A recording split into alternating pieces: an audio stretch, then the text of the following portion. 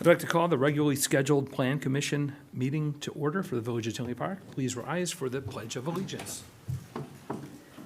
I pledge allegiance to the flag of the United States of America and to the republic for which it stands, one nation, under God, indivisible, with liberty and justice for all.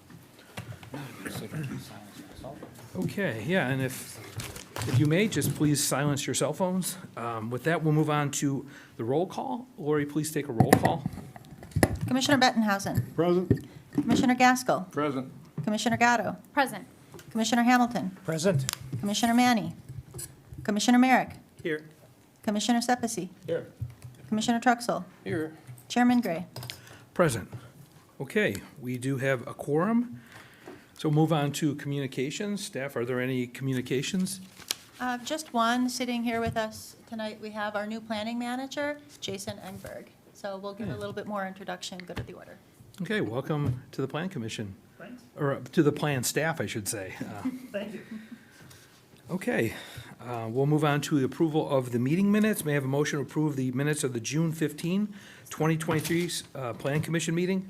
So moved. Do I hear a second? Second. Okay, motion made by Commissioner Gatto, seconded by Commissioner Truxell. All those in favor of approving the June 15th, 2023 minutes, say aye. Aye. Opposed? Okay, the motion is carried. We'll move on to item 1 for tonight's meeting.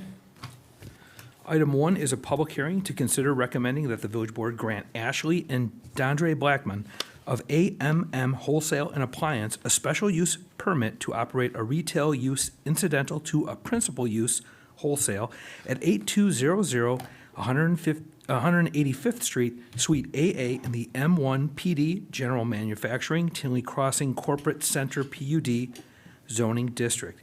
May I have a motion to open the public hearing? Make a motion. I heard Commissioner Gaskell. Do I hear a second? Second. I heard Commissioner Sepisi. So motion made by Commissioner Gaskell, seconded by Commissioner Sepisi. All those in favor of opening the public hearing, say aye. Aye. Opposed? Okay, the motion is carried. I have received certification of public hearing, a notice being published in the newspaper. Anyone wishing to speak on this matter will be sworn in before they speak, but after the staff's presentation. So staff, if you could please proceed with your presentation at this time. Thank you. So for tonight, we have a public hearing for AMM Wholesale and Appliance at 8200 185th Street, Suite A, for a special use permit to consider to grant the petitioners, Ashley and Dondre Blackman of AMM Wholesale and Appliance, to operate a retail use that is incidental to principal use wholesale at that location in the M1 General Manufacturing Tinley Crossings PUD. So the existing site, I have up on screen an aerial that shows where, you see two L-shaped buildings. The southern L-shaped building is a little under 85,000 square feet, multi-tenant. There is a small corner end unit that the tenant space is subject of, and the property itself, was annexed back in 1999 and made into a PUD. So the zoning happened at that time. So as in the staff report, I've just noted what the zoning description is for M1 for industrial.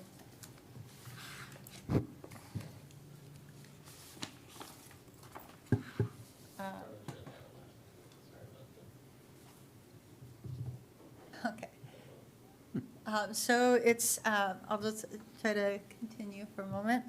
It's for industrial activities that have moderate environmental effects located in areas relatively removed from residential and prime retail development. The site is north of I-80, and specifically this group of the two L-shaped buildings are between 183rd and 185th Street. So, thank you, Dan. So as far as the tenants, let me go back. Sorry.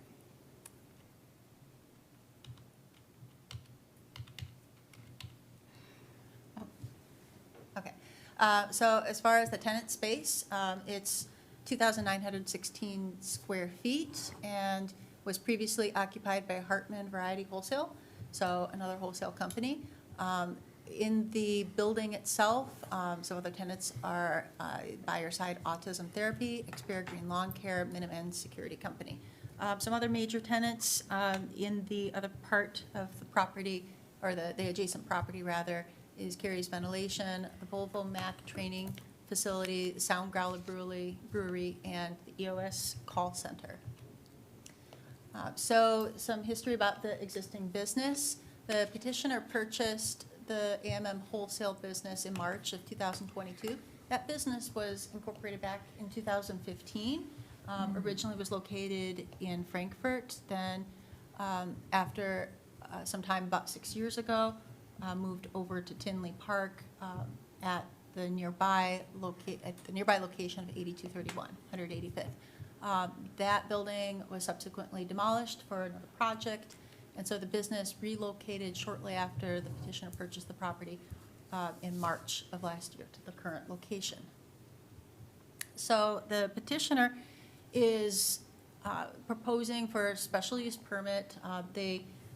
In requesting a sign permit, they realized they needed to do a change of use owner. So in that, we had to check the zoning, and that's when they identified that they have a retail use component along with the wholesale. So what they propose to do is to continue operating this retail use for the general public while maintaining the permitted wholesale use at that location.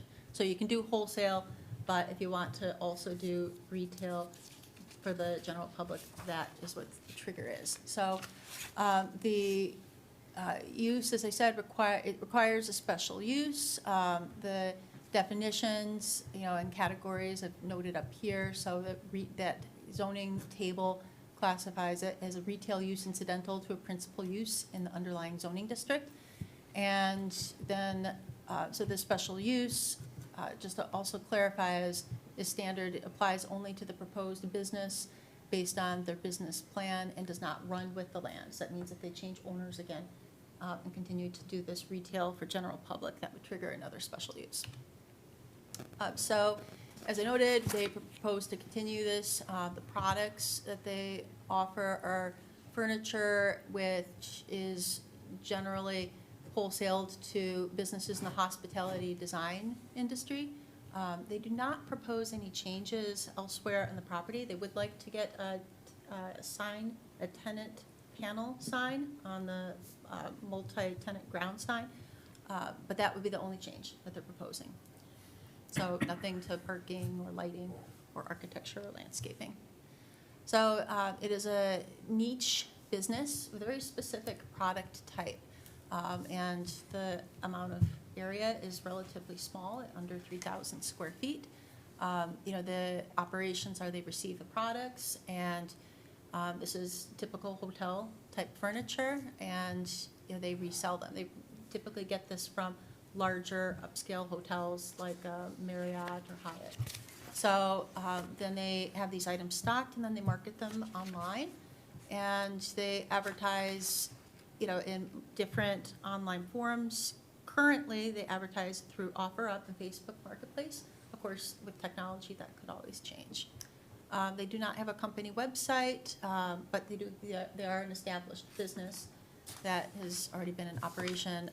And the customers they've identified typically with Airbnb, other types of other hotels, interior designers, and of course, the general public. So the hours of operation, they're closed on Mondays, and Tuesday through Saturday, they're 11 a.m. to 4 p.m., and Sundays from 12 to 4. So they do not require appointments. You can walk in. When staff did an online search, during the review period, we saw that there is a Yelp listing that listed the old address with different hours. The petitioner has confirmed that information is no longer correct. So, with that, the hours that they stayed in the operation and the narrative is what you see up above. So as far as access and signage and navigating through the site, it's an L-shaped building. I circled there the tenant space and with some arrows identified ways that one could access. The easiest and most direct would be off of 185th. They have 3 parking spaces that are identified by the door. And as I mentioned before, sign code does permit a tenant panel sign, but the village is holding off until the approval of that special use permit. That petitioner also confirmed that they will meet sign code. So sign code says that they would not be able to have a wall sign in there, but just that tenant panel. They've also, the property management company also confirmed they recently updated the Google Pin location, so that further helps people navigate to the site. So with parking, I mentioned a moment ago, they've got 3 reserved parking spaces that property management company also confirmed.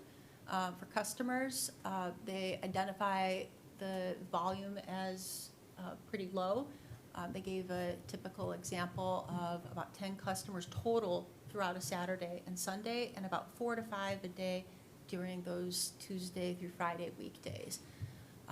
As far as the other businesses, I mentioned there's an autism therapy, a security company, and a lawn care company, kind of those major companies in the area, and they generally do not operate on the weekends. So there's not a lot of conflict that staff sees or intensity of use. I noted before, they're already established without any known parking issues. And I spoke with property management a few times on this, and she's confirmed that neither they nor the property owner have had any issues with the parking. So overall, staff identified that this has a very low impact on the land use. So we do want to say, in the proposed motion, staff included a condition. So since the retail use is identified as incidental per the zoning code, recommended condition states that the business must continue to operate primarily as a wholesale establishment. So that concludes staff presentation. I've got the standards up on the screen. I also have the petitioner, Ashley Blackman, and Harriet Basiorka from the Marks Management, Property Management Company. Okay, if the petitioner wants to approach, and if you have anything to say, if you don't, you don't have to. Okay, fair enough, and I'll just ask some questions of our commissioners, and if they have some questions for you guys, then you probably want to come up and I'll swear you in and you can speak. We'll begin with Commissioner Gaskell. Yeah, I have nothing to say. Commissioner Truxell. Just one question, looking at the layout, there's a single entry. Is that where all the items are brought into the store as well as when the customers leave? Sorry. Someone like to speak, just make sure you get sworn in first. Yeah, it's Ashley and Harriet. Harriet, right, okay. And then if you can write your name, but do you swear or affirm that the evidence you are about to give will be the truth, the whole truth, and nothing but the truth? Yes. Please proceed. So the items that we bring in, there's a garage overhead door. Everything goes through the door. Oh, there we go. Yes. Didn't see that. Was my apologies for that, for making you podium. I believe Okay. it's a 12-foot door. Yeah, that's fine. I couldn't tell from the pictures, so that was actually my only question. Okay. Thank you. Commissioner Merrick. No, I have nothing. Okay. Commissioner Sepisi. Oh, nothing at all. Okay. Commissioner Bettenhausen. I have no questions at this time. Commissioner Hamilton. The 3 parking spaces, that would include what you'd need for staff too, I would assume? So usually throughout the week, there's only one person, which is myself there. Only time my husband is there is when he's unloading a truck. Okay, so you would take one I'll take spot. one, and then there's 2 for, There'd be 2 left over for whoever Yes. drops by. Okay, thank you. you're welcome. Okay. I have no questions. Okay. I don't have too much, so I think kind of to what Commissioner Hamilton was mentioning, but I understand, like, you've been operating for a year and a half, and there hasn't been any issues, and it sounds like that's been, verified by the person renting. But I'm curious, if you do get your name on the tenant panel, because I've been out there before, and I've never noticed that. So once you get your name on the tenant panel, wouldn't you expect business to go up slightly, hopefully? Yes. Okay, so, But to staff's point, on Saturdays, everything around you is closed, and that's when you have the 10 people anyhow. But as, you know, just as a precaution, if there is something where all of a sudden has to get reconfigured because you have some advertising, which is the way to go, you'd need a sign out there, right? And since you can't have it on the wall, the tenant panel is good. And then last, I'm in agreement with staff's recommendation to, operate primarily as the wholesale. But other than that, I have no other, salient points. Yeah, I wish I knew you guys were back there. I've been there before. Maybe I'll stop it. But with that said, you guys can sit down. Staff, do you have anything else to, well, is there anything else any other comments from the commissioners? No. If not, we will, and is there anybody in the audience wishing to speak on this item? Okay, if not, then I will take a motion to close the public hearing. So moved. Second. Okay, so motion made by Commissioner Gatto, seconded by Commissioner Gaskell. All those in favor of closing the public hearing say aye. Aye. Opposed? Okay, the motion is carried, the public hearing is closed. So, Lori, if you want to present the standards at this time? Okay, I have the standards up on screen. So first standard regarding the public health, safety, morals, comfort, general welfare. Proposed use will not be detrimental to or endanger the public health, safety, morals, comfort, or general welfare. The business has an accessible location, and the special use is safe for the wholesale customers, general public customers, employees, and neighboring properties. Second, the proposal will not be injurious to the use and enjoyment of other property in the immediate vicinity, nor substantially diminish and impair property values within the neighborhood. The special use will allow an existing business's operation to continue. Thirdly, neighboring properties are already developed, and the proposal will not negatively affect any future development or redevelopment of neighboring properties. Regarding next utilities, the site is already developed with adequate utilities, and no additional utilities are needed. Next, regarding the ingress, egress, the site is already developed, and the tenant space is located. Traffic impacts will be minimal. And then this next one is noting that the petitioner has confirmed that all other village code requirements will be met. And then lastly, regarding economic development, the proposed use will directly contribute to the economic development of the community by bringing consumers from other communities to spend money in the village. The use will allow an existing business to provide a niche market of products to the general public as well as wholesale industry customers. That concludes the standards. I have the motion up on screen. Okay, thank you, Lori. May I have a motion regarding the special use permit? I'd like to make a motion to recommend that the village board grant the petitioner Ashley and DeAndre Blackman of AMM Wholesale and Appliance a special use permit to operate a retail use incidental to a principal use wholesale at 8200 185th Street, Suite AA in the M1 PD General Manufacturing, Tinley Crossing Corporate Center PUD, according to the submitted plans and adopted the findings of fact as listed in the July 6, 2023 staff report, with the following conditions. 1, the business must continue to operate primarily as a wholesale establishment. Do I hear a second? Second. Go ahead, Jim. Second. Okay, motion made by Commissioner Gatto, seconded by Commissioner Gaskell. Lori, could I have a roll call? Commissioner Bettenhausen. Aye. Commissioner Gaskell. Yes. Commissioner Gatto. Yes. Commissioner Hamilton. Yes. Commissioner Merrick. Yes. Commissioner Sepisi. Aye. Commissioner Truxell. Aye. Chairman Gray. Yes.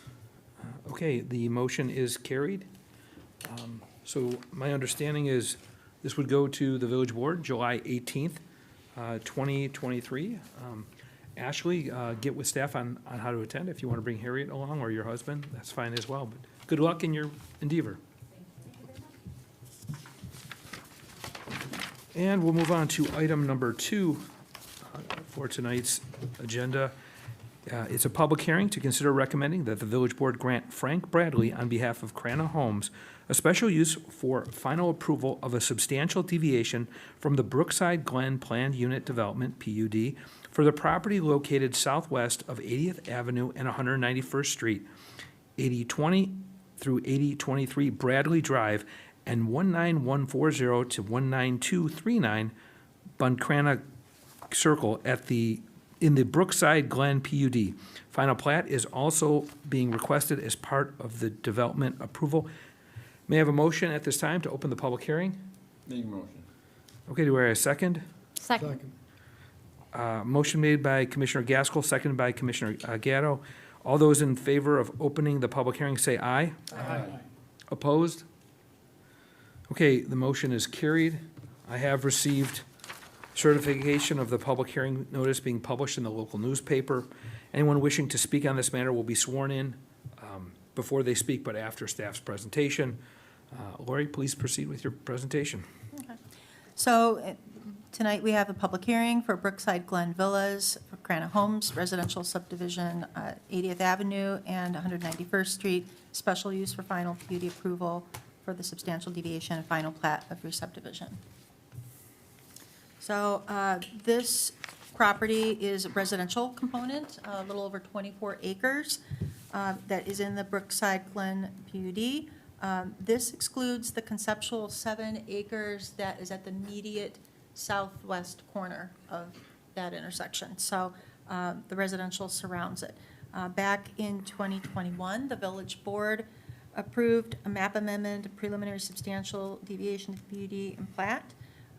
As far as the adjacency, there, other development to the west in 2022, the village board approved plans for the residences at Magnuson, a substantial deviation for that, for the 144 dwelling unit multifamily.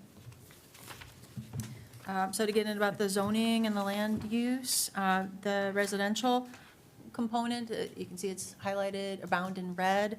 That is R5, low-density residential, so that was rezoned back in 2021. That's the 24 acres. That's the proposal for tonight.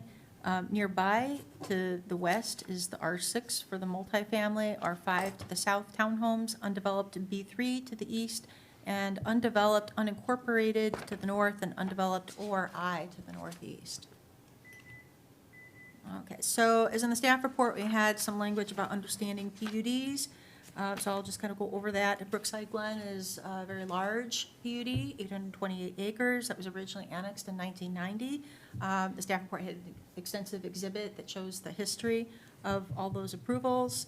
PUDs, they provide flexibility in planning and zoning, and I've noted the PUD's purpose here, basically to show imaginative coordinated developments, and you may have some flexibility that's noted or built into the PUD. So final PUD approval. So their request is to approve the final PUD plans, a substantial deviation to the PUD. This is just, again, to reiterate, for the residential only. The past approvals were the conceptual back in 2020 and the preliminary back in 2021. And these iterations of approvals help everyone get a better understanding of the progress of PUD's proposal and purpose. So the proposed final plans, and when we look at that, we look at layout, counts and how it's designed, et cetera. We look for them to be in substantial conformance at this final stage, comparing to the preliminary previous approval.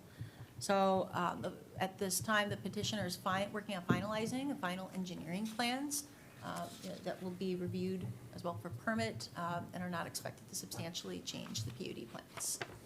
So I have up on screen the previous preliminary site plan approval.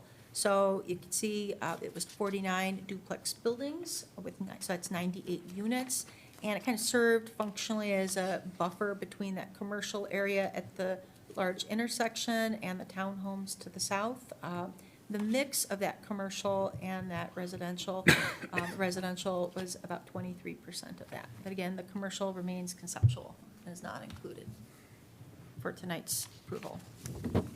So what is proposed, as you can see, it remains substantially the same. There's some more detail that's provided with site data that's noted on the right, with some setback information called out. Again, there's no changes to the interior orientation of the unit, so space-wise, access-wise, everything remains the same. So, as I noted, the new details on the yards that was found in that red box on the site data, it explained the summaries of the yard calculations. So the 25-foot front yard, the 30-foot rear yard, the 10-foot side yard. So the way that the proposed plat and that site plan is designed is to have several lot areas that are common, as well as a building lot for each duplex building.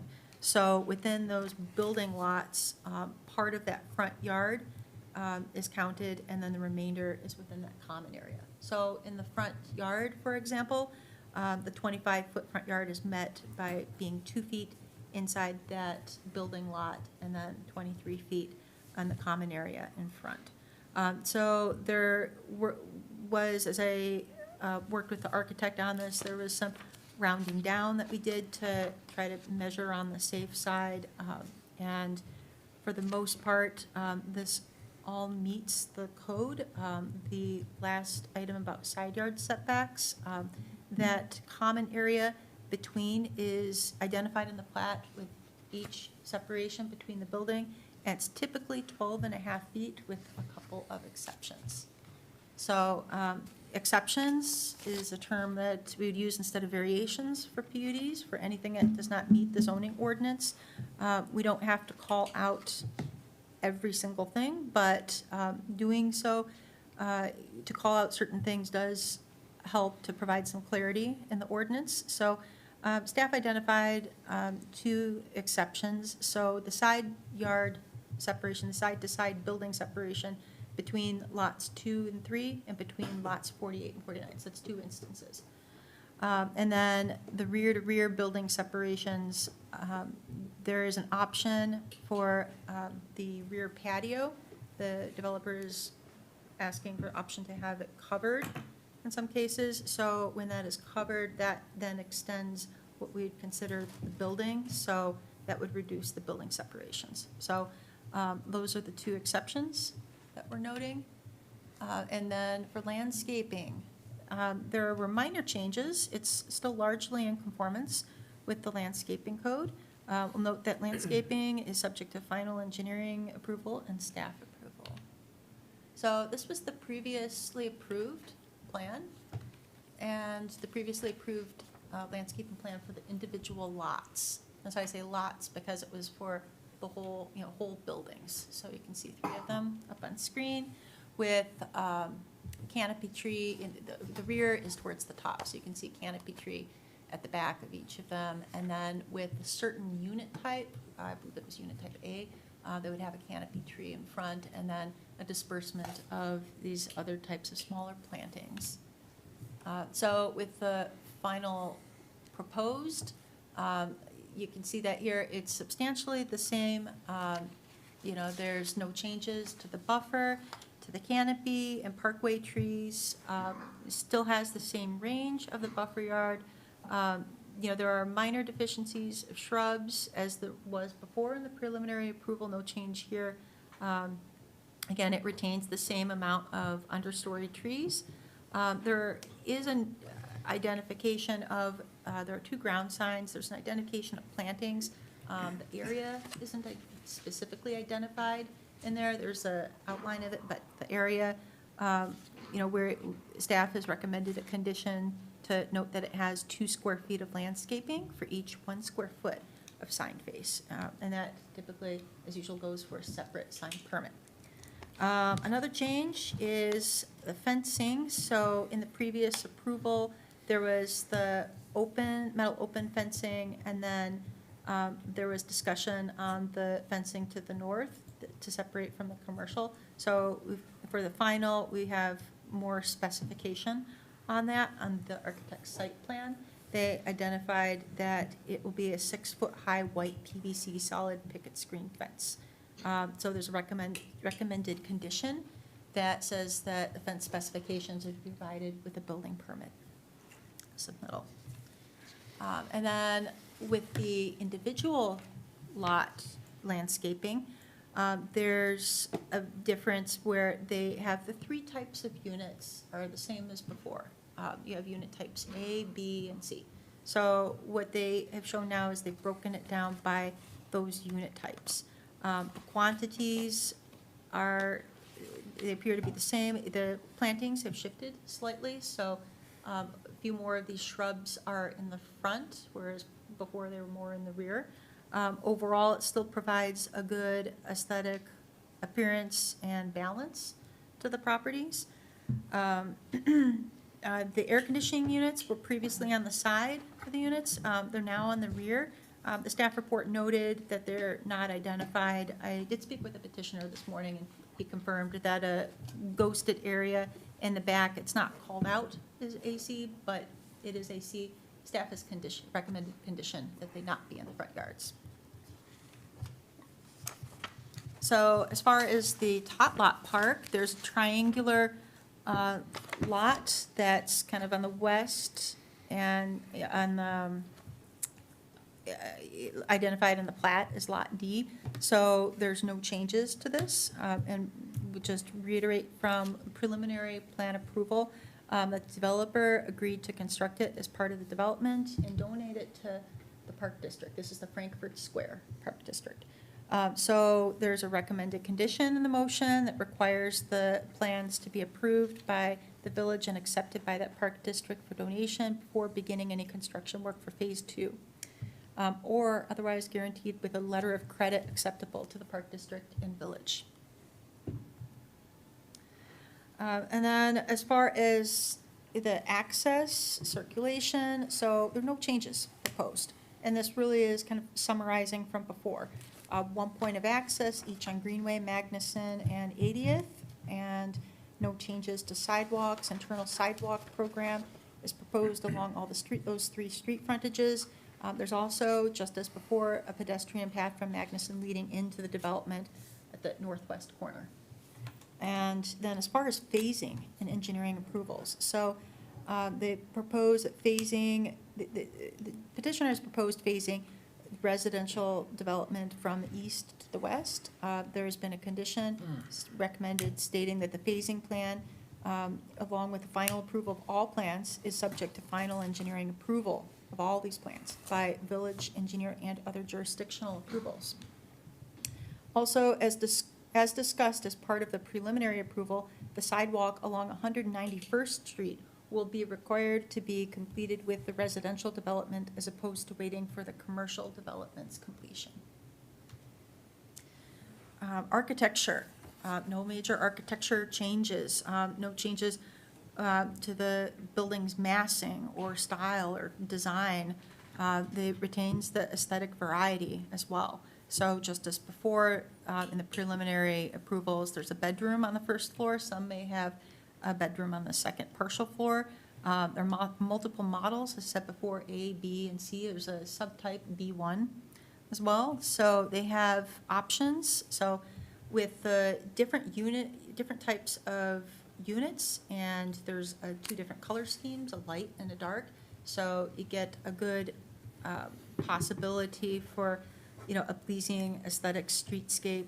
There's no specific defined anti-monotony plan or required placement or quantity of these combinations, but there's 12 combinations, and as the market will dictate this, but due to these numerous options, it will help avoid the development from looking repetitious.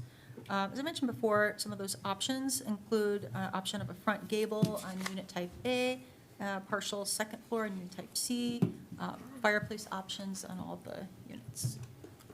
So here's a sample of what a few of those look like. So you can see the light versus dark, or dark versus light, and the different types of architectural variety that we have in there. You have, in some cases, the front entry might be close up front, or else the front entry might be pushed back, or else the front entry might be on the side of the unit.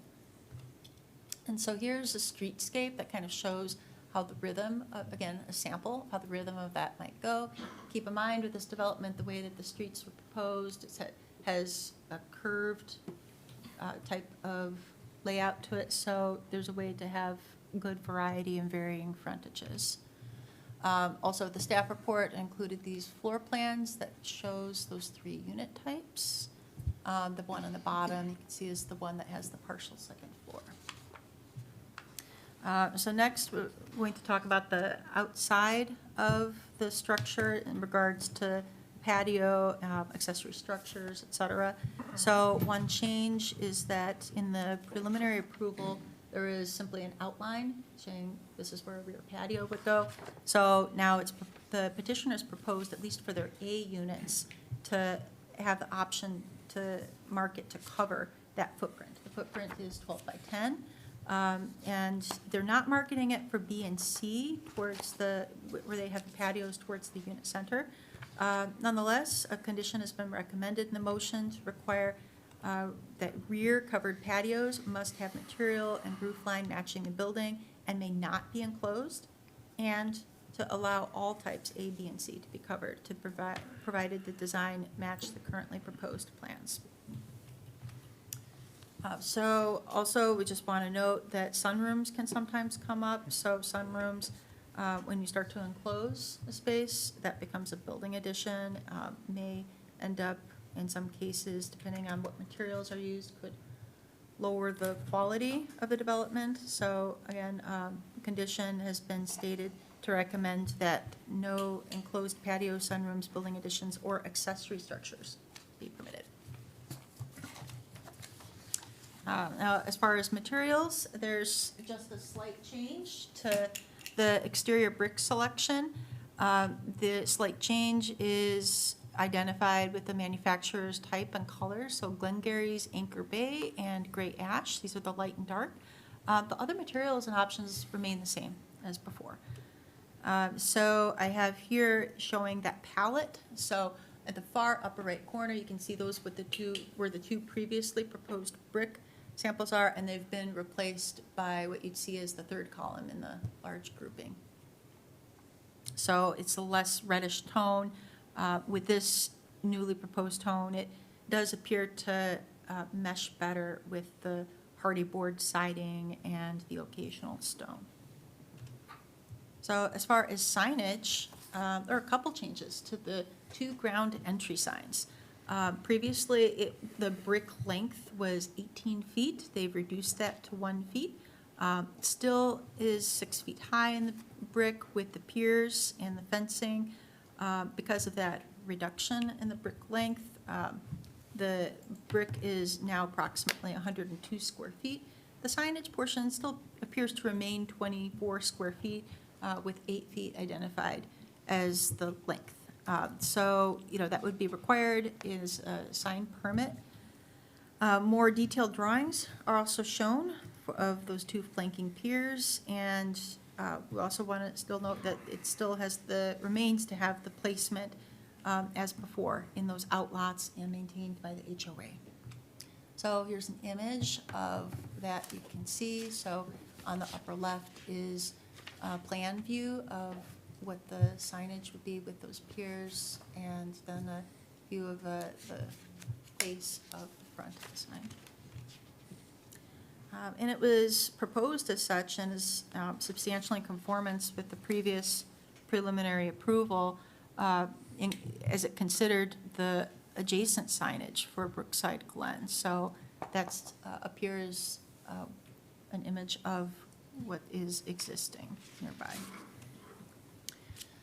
And then as far as plat approvals, so back in 2021, on the left, the development, again, at that time, it was looking at the conceptual, commercial, and preliminary of the residential. The proposed and approved final plat was to make all of this into 2 lots. So that larger second lot was for the residential, and subsequently it was rezoned to the R5. And at that time, also a preliminary plat went through. So you can see that there.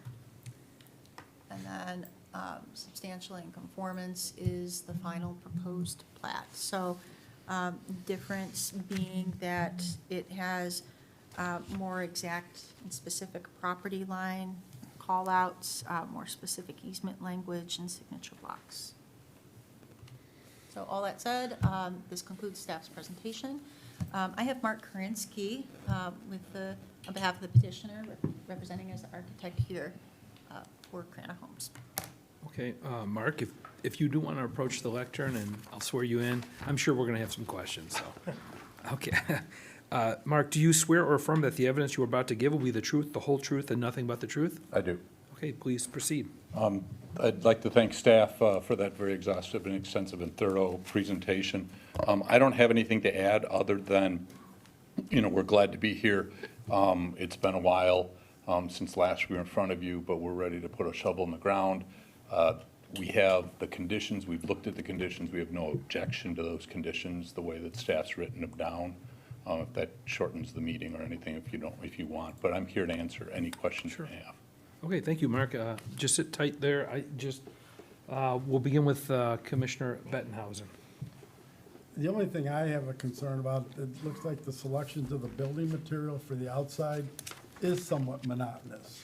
And I would like to see more anti-monotonous of the buildings. I don't expect yellow and reds and browns, but it just seems like they're very similar in style and coloring in the bricks and so forth.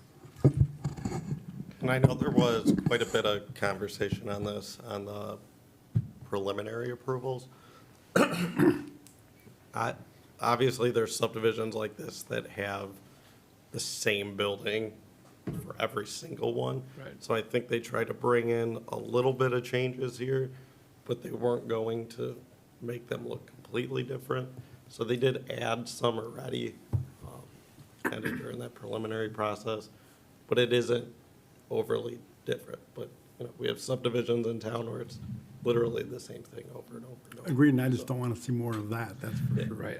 I just want to add too, I think staff mentioned there was 12 different permutations. Now I know there's 3 different building styles, there's 3 different primary colors, right? So that's about 9. Where are the other 3, or is that, what am I missing? It was B1. Oh, there was yes, okay, good call. So there is 12, yeah, that makes sense. Understood. And I figure some will have, a patio that does have a roof, some won't, so there should be some broken up. It is, again, not exactly everything's different, and I think when we do single-family subdivisions, we're a little more like, we want actually some changes in it. This is always up to, some people want them to all look exactly the same. We try to find some balance in there of like, we want it broken up a little bit, but for the most part, if you're living in either a townhouse or a duplex subdivision, you also want some level of like. I agree in It looks principle. uniform across it. I agree in principle. My concern is they're letting the market conditions dictate what the building's going to look like. And perhaps there's going to be 2 or 3 models that are very, very popular and 6 that are not. So all of a sudden, we might have several buildings in a row that are very, very popular, looking very, very similar with just minor changes of color, as opposed to the roof lines, the gables, and all of that. So I think we might need a little more staff input on that. I would just say the thing I would try to avoid, and to Commissioner Bettenhausen's point, 171st and LaGrange, those, I don't know if it's. Hello, yep. They all look the same, and they're tall, and, I don't see that in this plan, but because there is not an anti-monotony plan, and letting the market dictate that could set you up for something like that. Maybe not something totally that extreme, but maybe, that's something to, I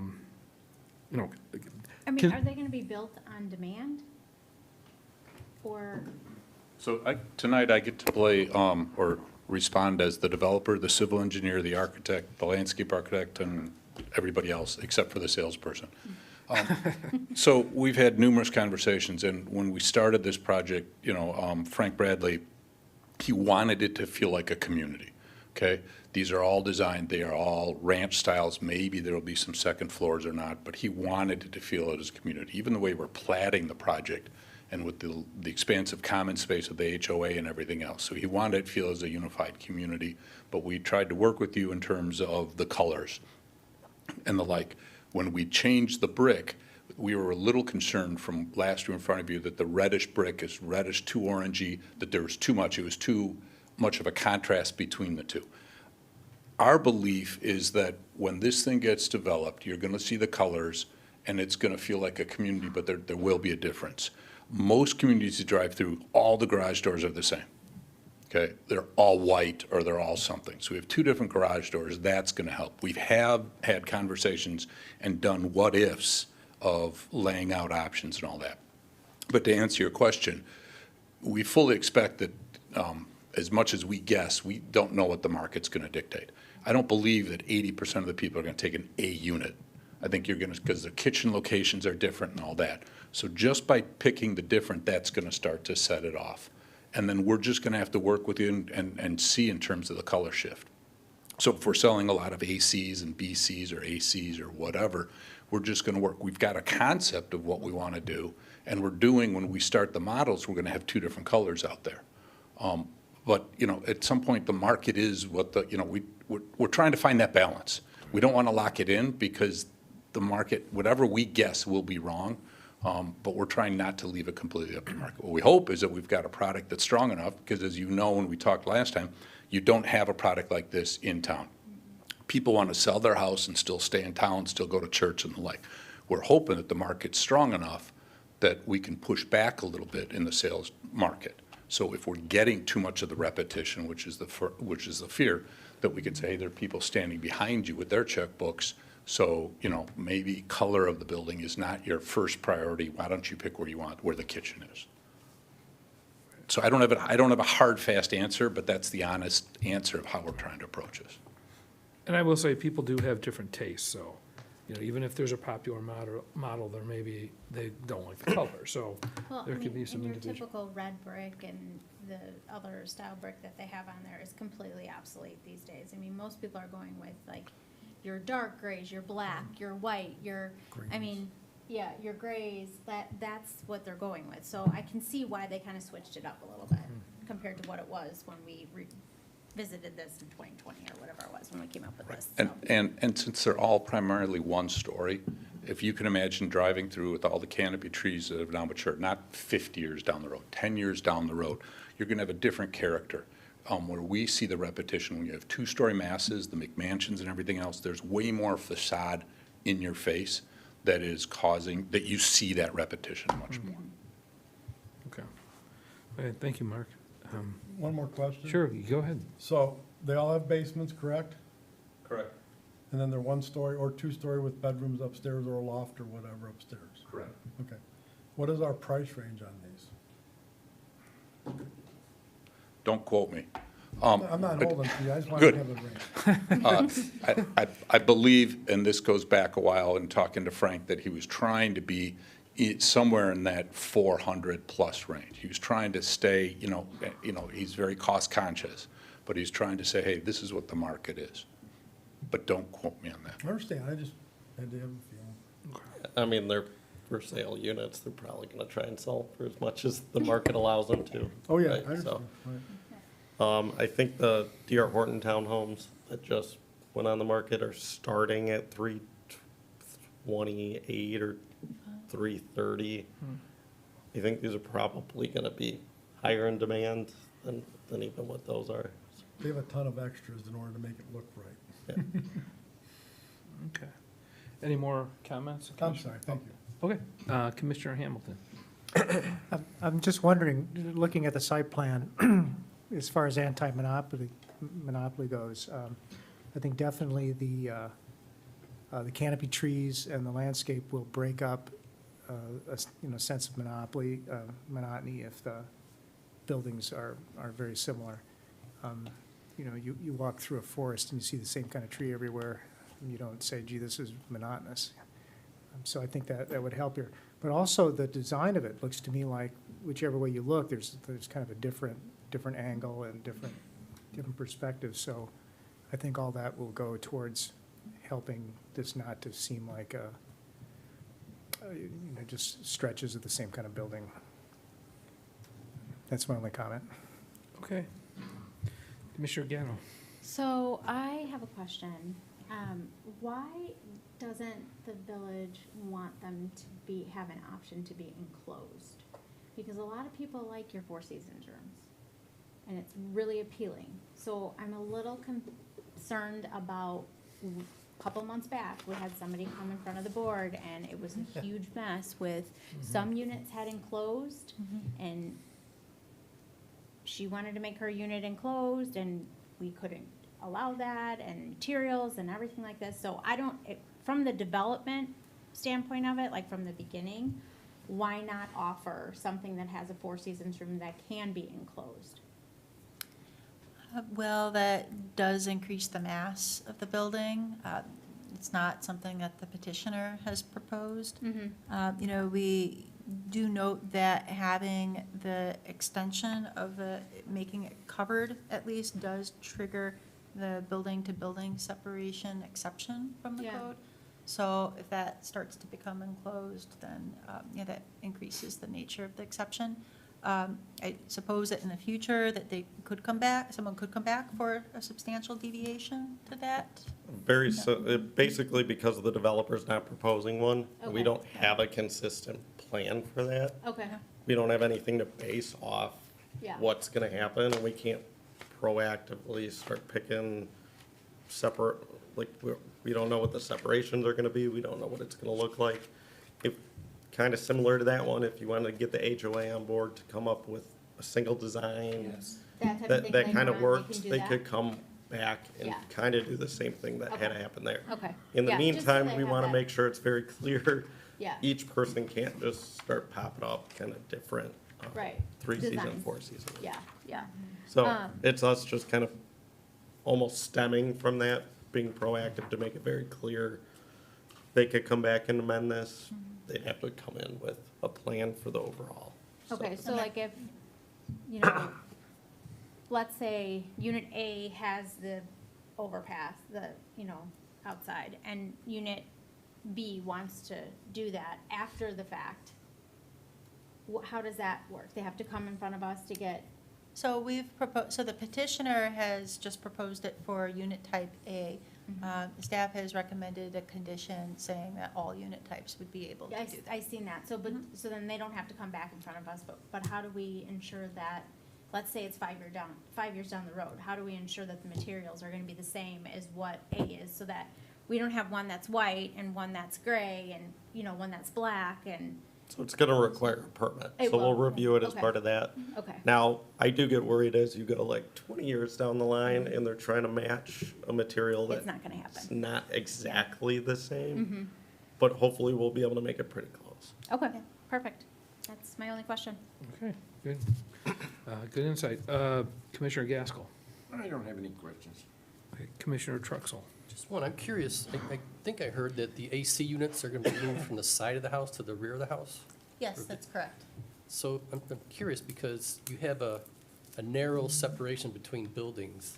To me, that would seem like the logical place to put AC units. And then your only escape for outdoors is in the back, and now you're gonna have a noisy AC unit out there. So what was the decision behind that? The logic, I'm sorry. Every developer has their own opinion of the best way to place at the best location for these. Sometimes when you get them in the side yard, then you're impacting your neighbor more. So the thought is if you put it in the backyard, you're impacting yourself more. Right, of course, yeah. Okay, I get it. You wouldn't impact your I would- neighbor? Yeah, with the neighbor. We just don't want them in the front yards, which is unfortunately what ComEd pushes developers to do actually right now. So we're just saying, don't put them in people's front yards. Because they really detract from the streetscape. Yeah. What they decide and where they decide to put them elsewhere, we kind of give them that I was option. just curious, I'm not, don't put it there, it's not a condition I'm looking for, no, just a question, thank you. That's it. Okay, thanks, Commissioner Truxell. Commissioner Merrick. So I want to double down on Commissioner Gatto's comments about sunrooms and back patios and stuff, that if somebody moves to enclose something, that it's done by the HOA, right, as opposed to, it appeared that the last one we dealt with, there were like 2 or 3 that were done. I don't know if they got permits, and then somebody came in wanting something different, right? and that was the issue. So my other question is really about sidewalks, which probably is not unusual, right? So if I understand correctly, and maybe I don't, we're extending the sidewalks and maybe even the bike path down 80th Ave to 191st.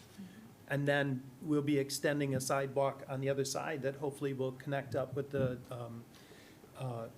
Frankfurt bike path on that other side. And I'm really thinking about, you know, this may be outside the bounds of this, but about how people would get across 191st Street in that space, right? You're gonna have a soon-to-be-developed commercial area there. Probably when that work gets done, the bike path will go all the way through. People can ride through those. That's an untenable place to ride a bike or run right now, but soon we'll be open to that, and there'll be more traffic. And so I love the idea that we're gonna make sure that outer part on 191st and 80th have appropriate sidewalks. But I'm thinking about the bigger picture about how people get across those busy streets, which are very fast, right? It's like 45 miles an hour, people go 55 or 60. So I'm not sure if that's outside the bounds, but it seems to me to be kind of part of what the future built-in plans will be for this area. So that's my concern. And if you've been out there, you'll notice it's completely torn up right now. So, Yeah. it's actually in the plans to connect already the bike path and everything across these streets, because they're expanding it even wider at that intersection with some additional turn lanes. So they're in the county's plans actually to make those connections. I would have to ask our engineers to kind of give me the exact plans, but I know the goal was already to have the paths go over I-80, so there'll be a full bike and walkway connection over there and connect all the way into the Frankfurt trails. So that connection I know was already happening, so I assume they thought about the crossings there. Okay. So I can get you more information maybe at the next meeting. Thank you. Yep. Okay, Nothing else. okay, excellent. Commissioner Sepisi. Nothing at all, it's really, really very straightforward as far as the color choices and stuff go. Today is today, 6 months from now, the market could change, so you're rolling the dice no matter what you do there. So I hand you questions. Okay. Well, I think there were some good conversations regarding air conditioning, sunrooms, and variety. But overall, I didn't see a lot of substantial changes to the, to the project from the preliminary. I do like the fencing, the 6-foot-high white PVC between the commercial, solid fencing. I think that's a good add. Other than that, I think that looks pretty good. I don't have any other comments. Do you have any other comments, Mark? No, especially if I keep talking and you find something not to like. Okay. Well, with that said, I'm going to ask if there's anybody from the public wishing to comment on this item. Come on, approach the lectern.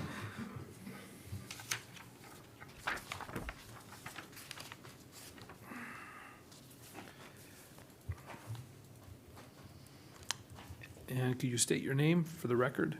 R. Michael Stockless, President of Brookside Glen Townhouse Association 1 and 2. Okay, and Michael, do you swear or affirm that the evidence that you're about to give will be the truth, the whole truth, and nothing but the truth? So help me God. Please proceed.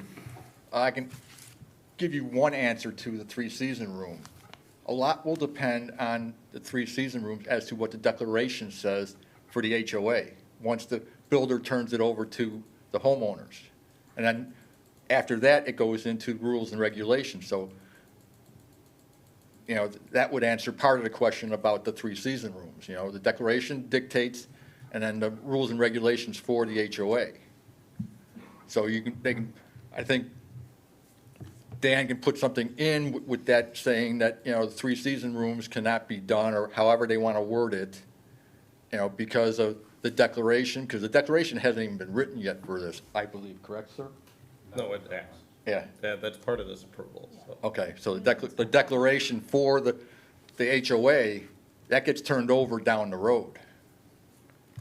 And the color scheme, I agree totally, it has to be broken up, because I have 36 buildings in Brookside Glen 1 and 2. they are all exactly the same color. Yeah. 3, 4, and 5 by 88th Avenue, at least there's 3 different colors there. So when we go to paint, we're gonna do like different shades of the same color, just so it breaks it up. Because when you got 36 buildings, they all look like cookie cutter. Yeah.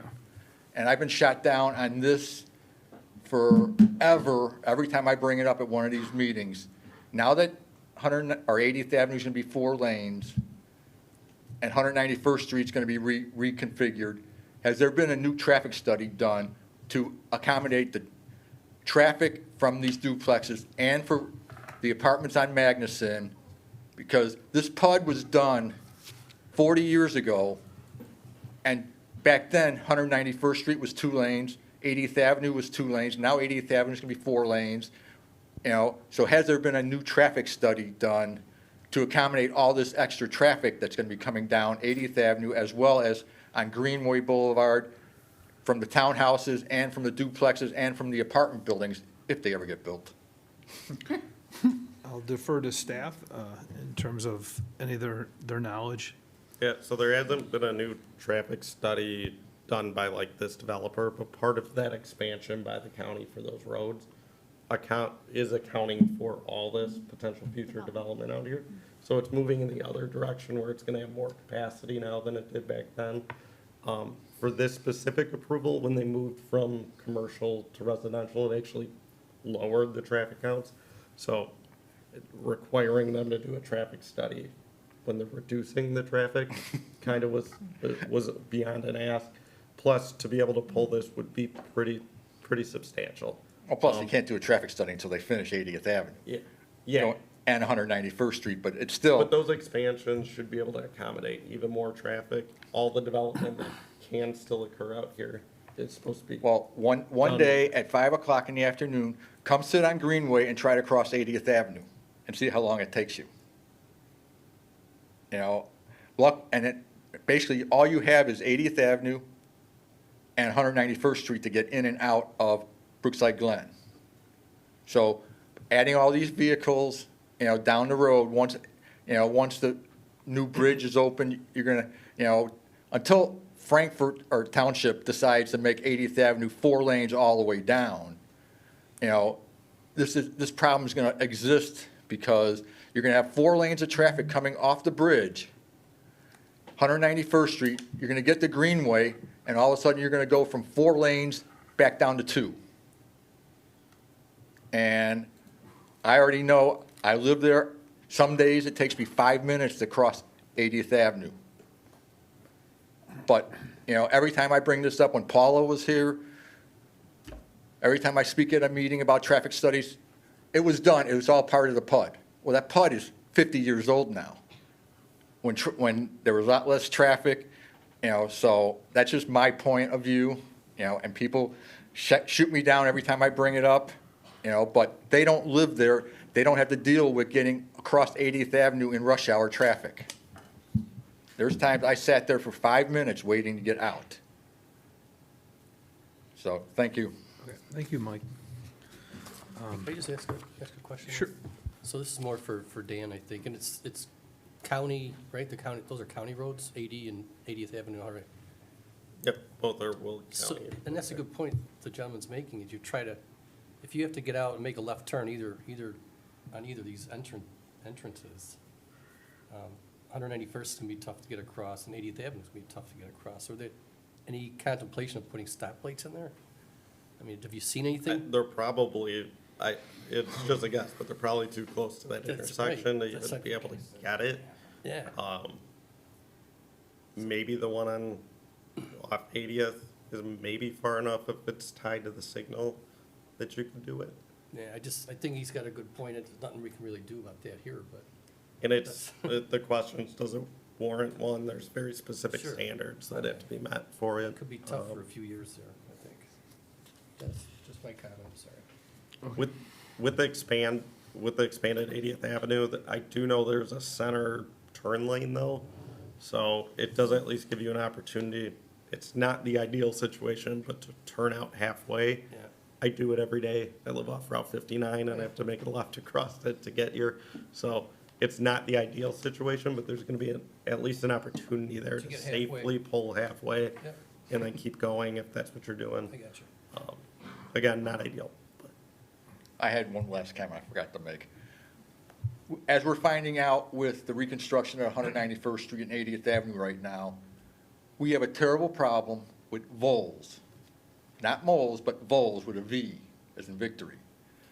Is there any way, when they break ground and start stripping the land off, they can put some sort of barrier down, they make Mulmax or something, to try to put a barrier up so the voles will not cross over into our grass, our common area? And, 'cause I'm sure Dan's gotten calls on it, I know John Urbanski's gotten calls on it about all the voles that are, because of the construction on 191st and 80th Avenue, just traipsing over into our, common areas. So I don't know if there's any way we can get something, put in writing where when they start to strip it, they can buy some, they can treat the perimeters of the property with the it's granules that you put down that will at least try to get a barrier to keep the voles from coming across the street and into our common area and ruining our plants and our grass. I'll talk with Frank, and I really don't know how to correctly address it because they have to go somewhere. So if they're not coming your way, they're going somewhere, right? So you can't trap them in there while they're doing the construction. They're I gotta go, they're understand. gotta go somewhere. So I have to figure out the right way to do it. I don't think it's really part of the PUD requirements, but I'll talk with Frank. All I can Mr. do is Bradley. ask. I'll talk with our building official to see what we could do that maybe will help. Yeah, because, if you have to, just, I'm sure John's, had to deal with people calling up Public Works asking, what can we do about the voles? And, unfortunately, you cannot treat, because Long Run Creek over there by Wilcook Road, they've been treating them for 5 years now. And it's costly, and because they have the forest reserve right there, all they're doing is treating them, trying to get rid of them. Not even trapping them or trying to kill them, they're just trying to put a barrier with the Mulmax to try to get rid of it, or try to keep them off the property.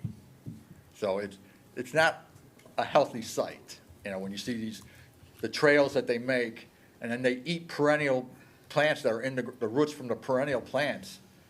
So all you can do is try to put a barrier up, so that they don't come on your property. So, Okay. thank you. Yep, thanks, Mike. If there are no further questions or discussion, may I have a motion to close the public hearing? Moved. Okay, do I hear a second? Second. Okay, motion made by Commissioner Sepisi, seconded by Commissioner Truxell. All those in favor of closing the public hearing, say aye. Aye. Opposed? Okay, the motion is carried, the public hearing is closed. Lori, can you please present the standards at this time?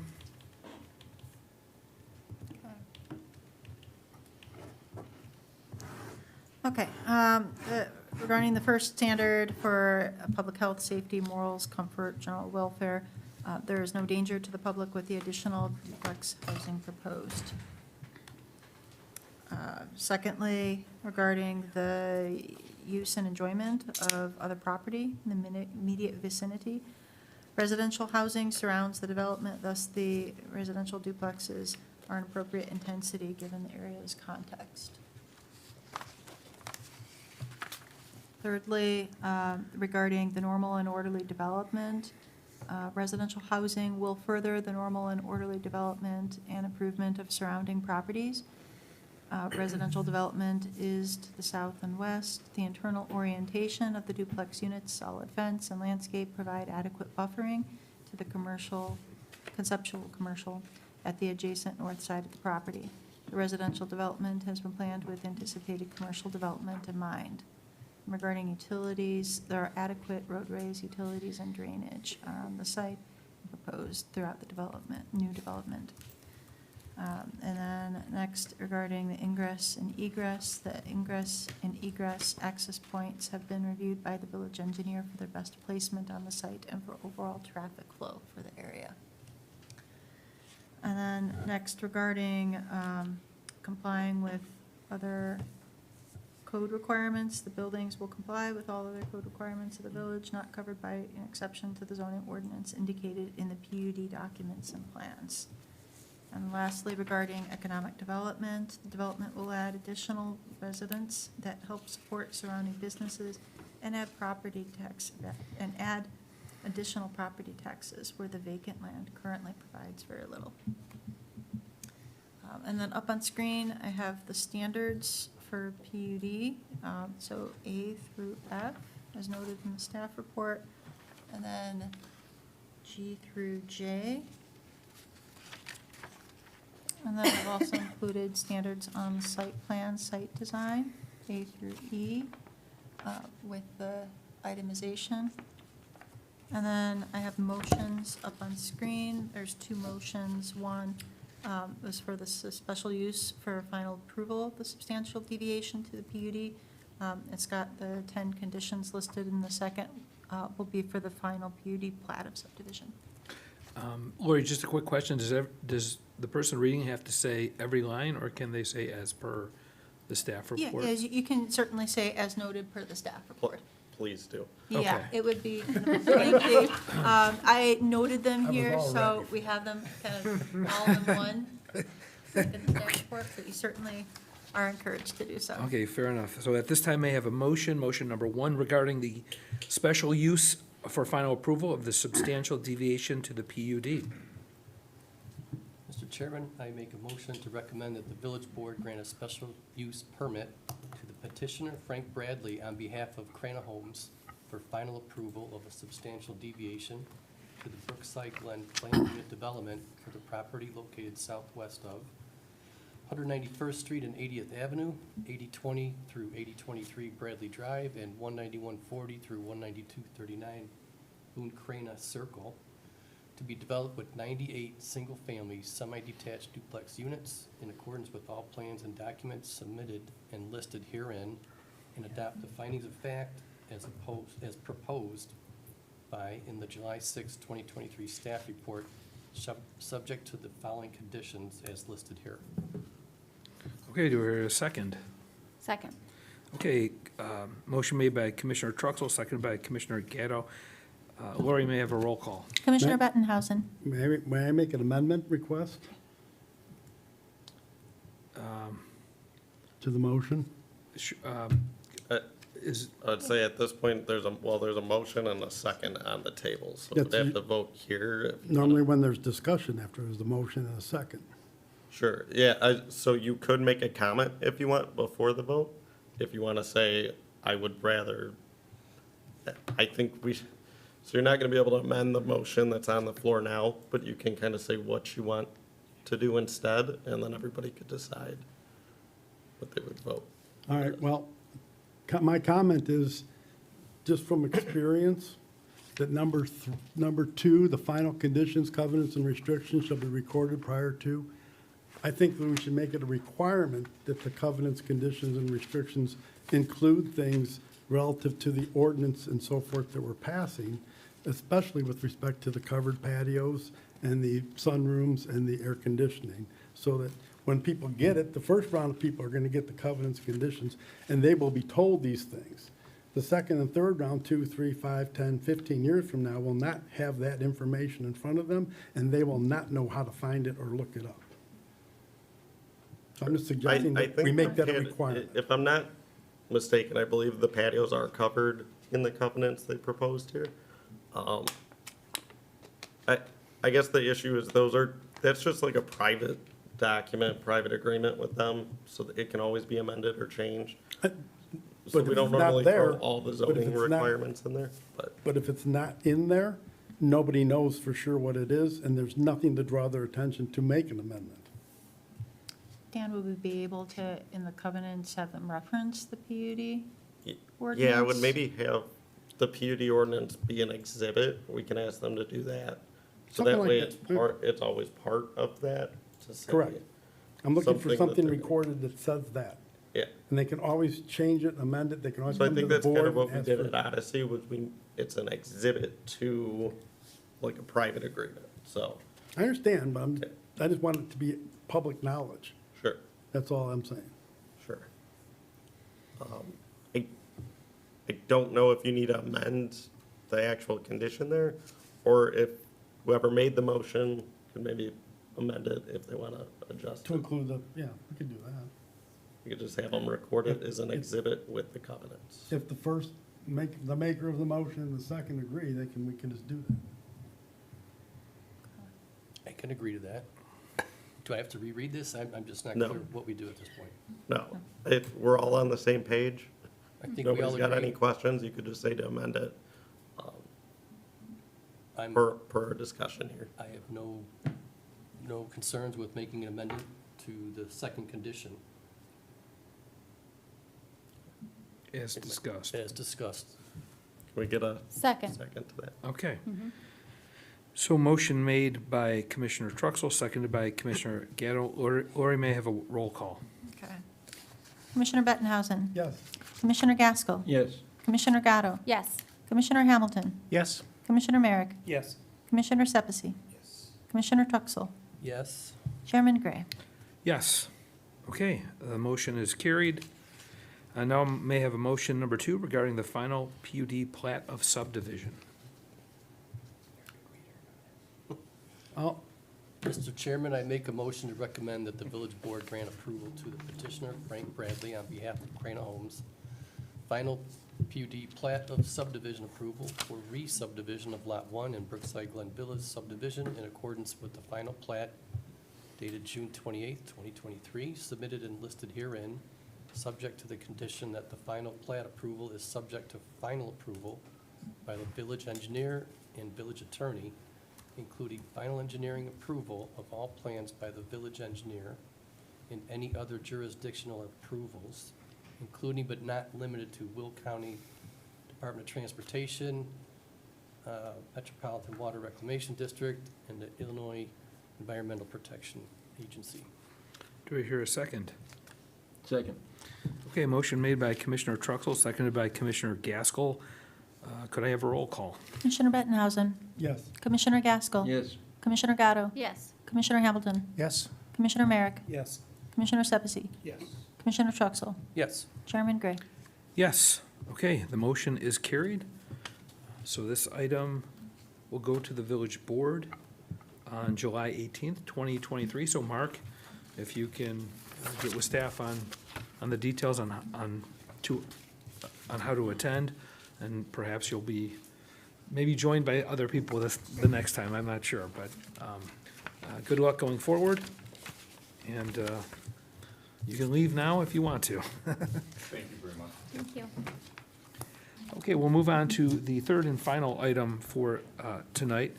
Item 3 is a public hearing to consider recommending that the village board grant Leonard McHenry on behalf of Gas and Wash a special use for an automobile service station and an automobile car wash and variations, urban design overlay, parking minimum, parking locations, wall/ground signs, etc., to permit a gas station with a convenience store, car wash, and 2 drive-through restaurant uses at the property located at 18301 LaGrange Road, at the southeast corner of LaGrange Road and 183rd Street, in the B3 General Business and Commercial Zoning District.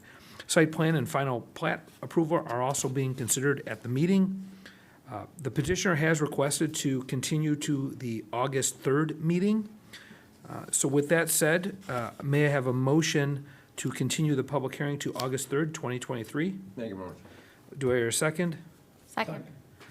Commissioner, I heard a motion made by Commissioner Gaskell, seconded by Commissioner Gatto.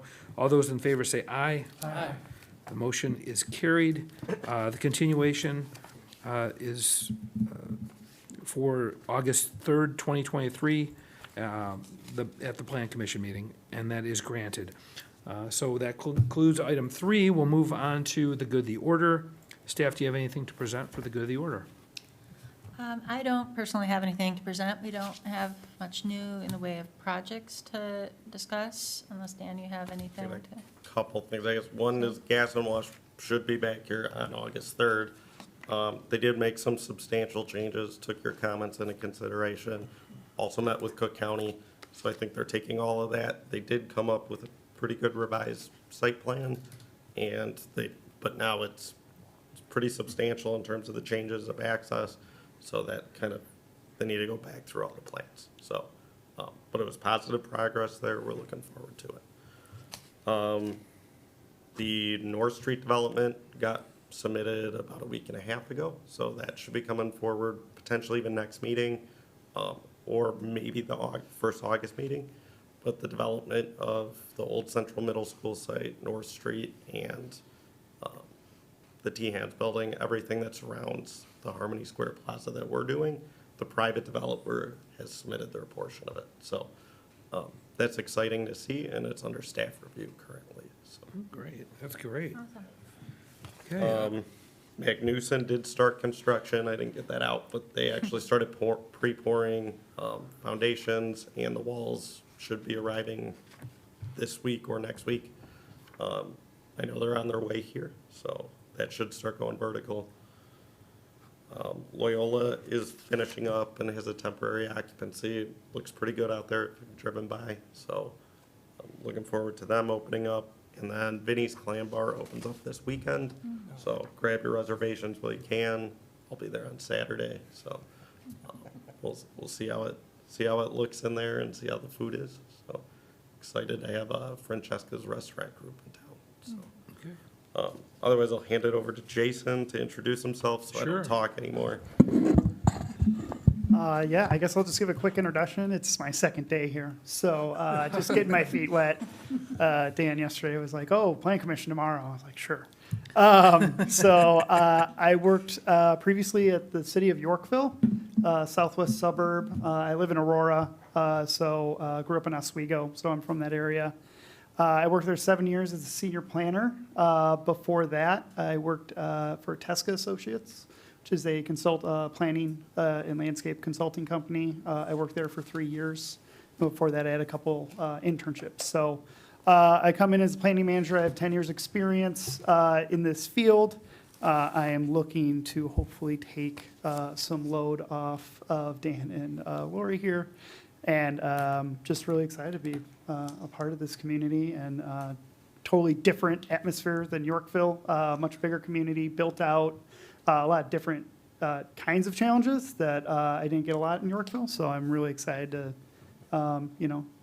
be part of Tinley Park. Okay, well, welcome to the team, Jason. Yeah, and Tinley does have a lot of exciting projects in the hopper and past projects as well, so I hope it. Comprehensive plan coming up, so Oh. what a great opportunity to manage for a planning. Yeah, which I have a ton of experience with because I wrote several comprehensive plans for Tesca when I started there in the south suburbs, Calumet City, University Park. And then on top of that, we did some downtown planning in Yorkville. We did a form-based code. We did a streetscape master plan. We did a UDO, which I was in charge of, and hopefully will be adopted next month. I didn't quite get that one to the finish line, but things happen. So. Okay, good deal. Okay, sounds like some exciting projects then. With that said, we'll move on to receiving comments from the public. Seeing no public, we'll move on to adjourning meeting. May I have a motion to close the Plan Commission meeting? So moved. Second. Okay, motion made by Commissioner Truxell, seconded by Commissioner Gaskell. All those in favor say aye. Aye. Okay, the motion is carried. This meeting is adjourned at 8:25 PM. Good night, everybody. Good night. Thank you.